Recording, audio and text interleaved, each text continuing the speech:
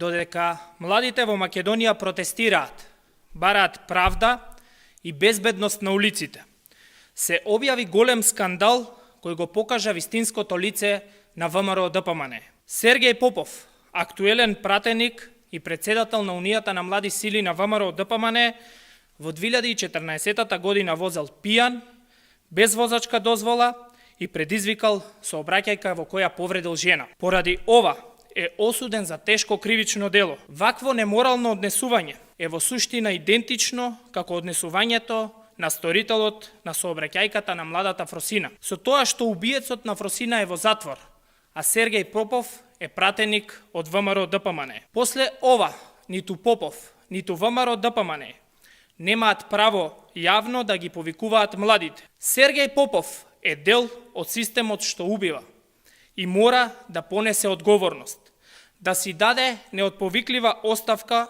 од функцијата пратеник и од функцијата председател на Унијата на млади сили на ВМРО-ДПМН.